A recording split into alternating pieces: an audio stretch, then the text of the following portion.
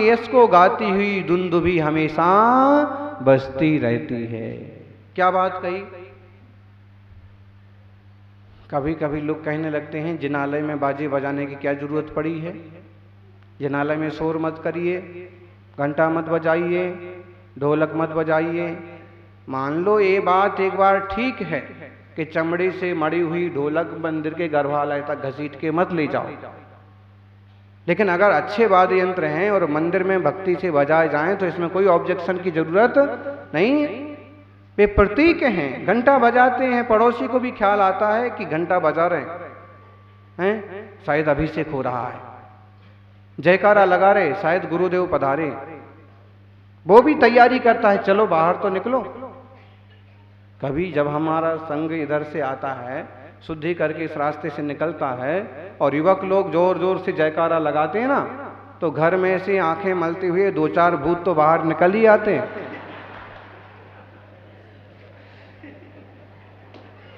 भूत मतलब वो वाले भूत नहीं, भूत मतलब है कि अभी अभी 7 बजे 6:30 बजे सो करके उठे हैं, बाल बिखरे हुए हैं और चड्डी पहने हुए हैं, कहीं तौलिया लिपेट के आ रहे हैं और आ ही जाते हैं। एक तरफ भक्ति है, भावना है, दूसरी तरफ इशारा भी मिल गया, जयकारा हो रहा है तो महाराज जी आ रहे हैं, घंटा बज रहा है तो अभिषेक हो रहा है। दुंदुभी नाद देवता भी बजाते हैं, अपन तो मनुष्य हैं, अपने को तो कैसी महिमा करना चाहिए। अपन कर कितना सकते हैं, जितना कर सकते हैं करो।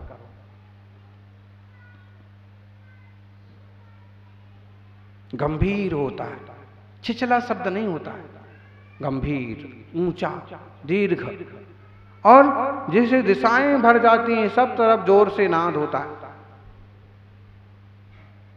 कॉलोनी में कभी कभी कुछ लोगों को शिकायत हो जाती है, मंदिर में तो आवाज होती रहती है, मंदिर से तो शोर होता रहता है, कभी आरती हो रही है, कभी भजन हो रहे हैं, कभी प्रवचन हो रहे हैं, शोर ही शोर होता है। पुलिस वालों तक को शिकायत कर देते हैं, मंदिर में शोर हो रहा। अरे गधे, धर्म के शब्दों का शोर तुझे पसंद नहीं है तो फिर तुझे क्या पसंद है?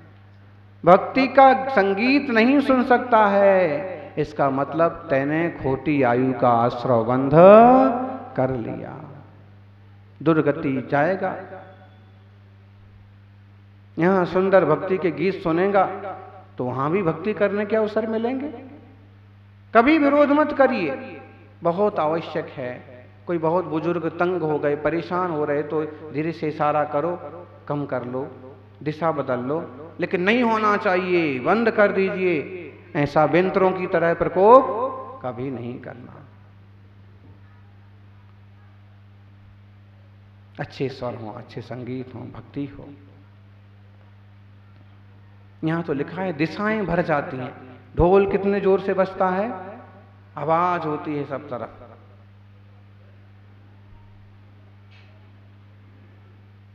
महाराष्ट्र में झांझ होते हैं, झांझ पथक, अंकली में भी है। 50 लड़कों के साथ ढोल होता है, 5-25 के साथ झाल, 50 लड़कों के साथ झांझ होते हैं बजाने वाले कांसे के। और फिर जब सवारी निकलती है, पालकी निकलती है तो अद्भुत नाद होता है, दिशाएं भर जाती हैं। हम तो कितना भी करें लेकिन हमारे पास सारे 12 करोड़ बाजे तो कभी नहीं हो सकते। इतनी तो जनसंख्या भी नहीं राजस्थान की। बड़ी दिव्य ध्वनि, बड़ी सुंदर वाद्य मंदिर जी में भगवान की दिव्य ध्वनि के प्रतीक हैं। घंटा जो होता है ना, ये दिव्य ध्वनि का प्रतीक है। आवाज होती है ओम, गूंजती। तो मानो वह दिव्य ध्वनि, मानो वह देव दुंदुभी, मानो वह अनहद नाद कह रहा है कि भगवान पधारे हैं, भगवान की जय हो, जय हो, जय हो। 3 लोक के नाथ पधारे हैं, उनका विहार हो रहा है। जय हो, जय हो, जय हो। कल्याण मंदिर में तो यहां तक कहा है कि देवता लोग आवाज लगाते हैं और बुलाते हैं, सब लोग पधारो पधारो। यहाँ भगवान पधारे हैं, इनकी दिव्य ध्वनि सुनो, इनके दर्शन करो, अपने जीवन को पवित्र करो। पधारो, महीने में एक दिन पधारो भले, लेकिन पधारो। हफ्ते में एक दिन पधारो, रोज पधारो तो सबसे अच्छी बात है।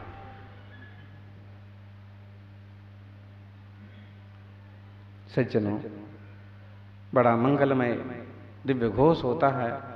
हिंदी के कवि ने उसको लिखा, ऊंचे स्वर से करने वाली सर्व दिशाओं में गुंजन, करने वाली तीन लोक के जन जन का शुभ सम्मेलन, पीट रही है डंका हो सत धर्मराज की जय जय जय। इस प्रकार बज रही गगन में भेरी तो यश की अक्षय। आपकी अक्षय भेरी बज रही है, ये भी प्रभावना का एक तरीका है। हम लोग प्रतापगढ़ में थे, शिव मुनि पधारे,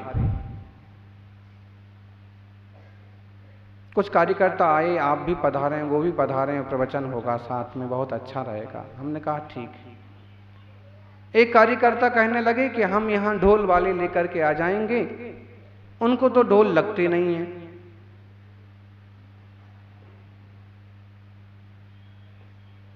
आपके यहाँ ढोल लगते हैं। हमने उनको कहा, ज्ञानी हमारे यहाँ ढोल लगते नहीं हैं, ये तो श्रावकों की भक्ति है, धर्म प्रभावना का सिस्टम है कि उस कुछ संगीत के साथ, स्वर के साथ गुरु को लाता ले जाता है, तो वीतराग जिन धर्म की प्रभावना होती है। जरूरी नहीं है। जिनने तपस्वी सम्राट को देखा होगा, कई लोगों ने देखा है और सेवा की। कभी आहार के बाद यदि उनके सामने ढोल लाओ ना, कि ढोल के साथ मंदिर जाएंगे अब महाराज जी, अक्सर कर मना कर देते थे, आहार के बाद ढोल की जरूरत नहीं। फिर आप कहोगे महाराज जी आपके आगे ढोल बजता है, तो आप तो मना नहीं करते।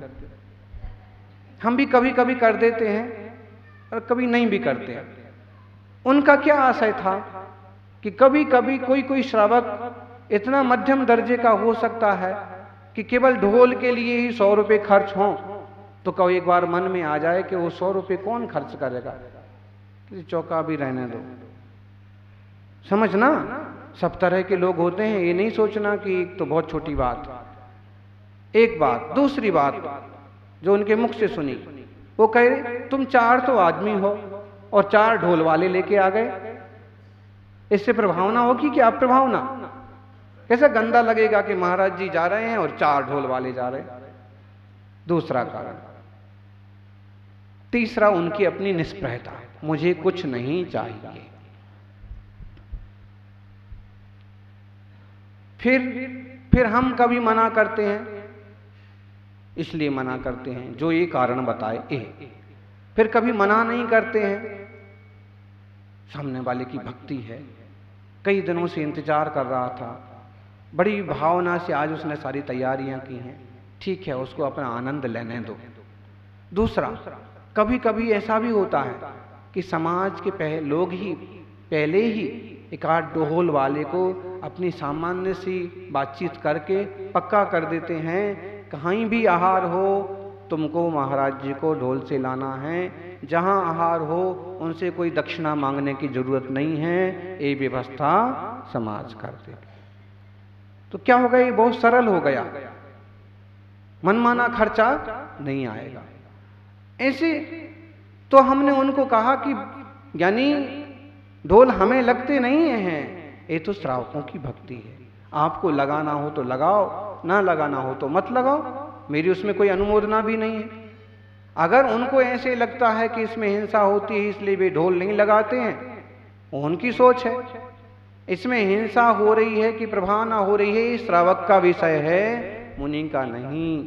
हाँ, सहज रूप से कोई प्रबंध हो गया, सहज रूप से प्रभावना की दृष्टि बनती है तो उसका उपयोग कर लो, खींचतान करने की कोई जरूरत नहीं है। बेकार का प्रदर्शन से कोई मतलब नहीं। यहाँ कई बार कैसा होता है, कुछ लोग क्या करते हैं, जिनमें छोटे खर्चे हैं और सहज रूप से हो जाएंगे, उसमें तो ऐसे दिखाएंगे कि बहुत निष्प्रही हैं, उन्हें कुछ नहीं चाहिए, बड़े अहिंसक हैं, और कभी पीछे से ऐसा करेंगे, मीडिया के लिए तुम्हें इतना खर्च करना पड़ेगा, कैमरा वाले को तुम्हें इतने 1000 देना पड़ेंगे। क्या मतलब हुआ? तुम्हारी भावनाएं तो लगभग वैसी हैं, फिर तुम श्रावकों के ऊपर क्यों नहीं छोड़ देते? उनकी सुविधा के अनुसार, शक्ति के अनुसार भी जिन धर्म की प्रभावना करें। ज्यादा से ज्यादा आपको लगता है कि ये लोग कुछ ज्यादा कर सकते हैं, तो सिर्फ मार्गदर्शन दो, ऐसे से ऐसा हो सकता है, ऐसे से ऐसा हो सकता है। आप लोग पालकी निकालो, रथ यात्रा निकालो, व्रत करो, उपास करो, इस बार पूजा विधान इस ढंग से करो। सजेशन, सिर्फ मार्गदर्शन, जबरदस्ती नहीं। सज्जनों, बीतरागी जिन धर्म जीवंत रहे,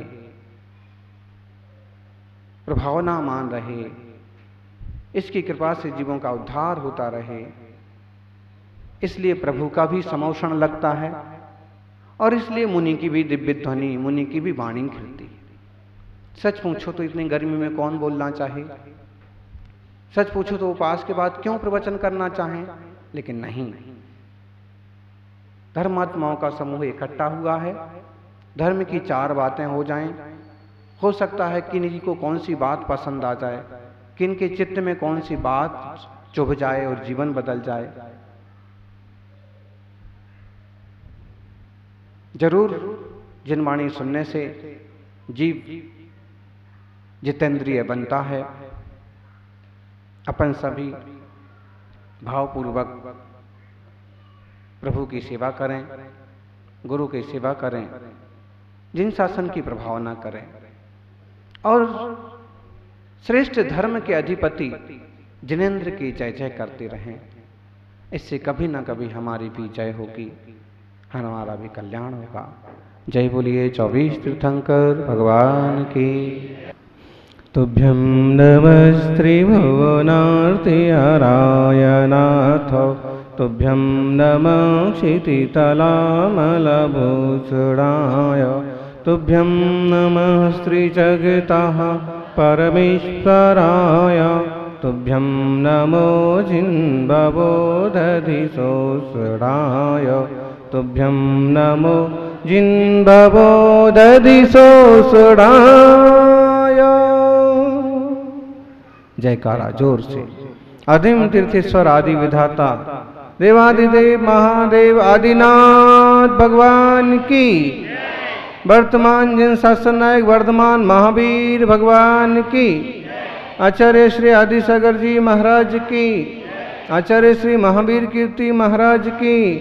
तपस्वी सम्राट गुरुदेव आचार्य श्री सन्मति सागर जी महाराज की।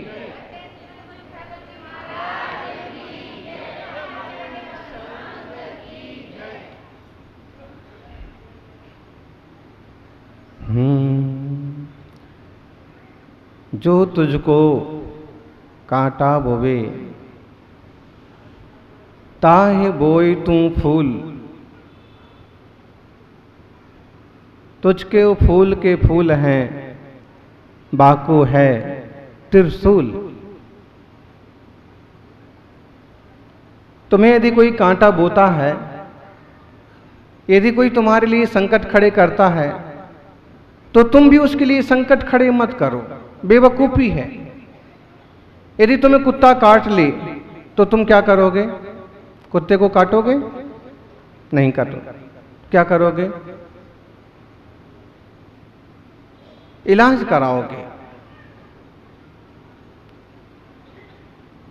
कुत्ते को काटने से तो और समस्या खड़ी हो जाएगी। यदि तुम्हें कोई कांटा बोता है तो तुम भी उसके लिए कांटा मत बो, इसमें मनुष्यता नहीं है। अगर काटने वाले को वापस काटोगे तो कुत्ता ही कहलाओगे, क्योंकि काटने वाले कुत्ते को दूसरा कुत्ता ही काटता है, आदमी कोई काटता नहीं है। दो तुझको कांटा बोवे ताहे बोई तू फूल, उसके लिए फूल बो। उसके लिए अच्छा करो। तुझको फूल के फूल हैं, बाको हैं त्रिशूल। तुम्हारे लिए तो फूल बोओगे तो फूल ही फूल मिलने वाले हैं, और उसके लिए कांटे बोएगा तो कांटे ही कांटे मिलने वाले हैं। जानियो, अगर हमें किसी ने पत्थर मारा तो आजकल हमारी सोच ये बन गई कि मालूम करो पत्थर किसने मारा। किसने चाकू मारा, मालूम करो किसने चाकू मारा। धक्का लग गया, मालूम करो मुझे धक्का किसने दिया।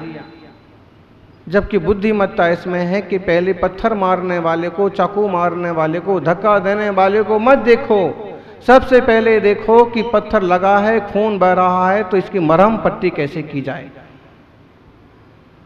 धक्का लगा है, गिर पड़े हैं, तो उठ करके ठीक रास्ते कैसे चला जाए। किसने किया है ये महत्वपूर्ण हो गया है हमारे लिए। और जब तक ये महत्वपूर्ण होगा तब तक हमारी मैत्री और आत्मीयता नहीं बढ़ पाएगी। महावीर स्वामी तो डस लेने वाले सांप के लिए भी आशीर्वाद देते हैं, और हम कई बार अच्छा करने वालों के प्रति भी बुरा व्यवहार करने लगते हैं। बचिए, क्योंकि फूल उन्हीं के लिए बरसाए जाते हैं जो औरों के लिए फूल बरसाते हैं, और कांटे उनके लिए बोए जाते हैं जिनने कभी औरों के लिए कांटे बोए।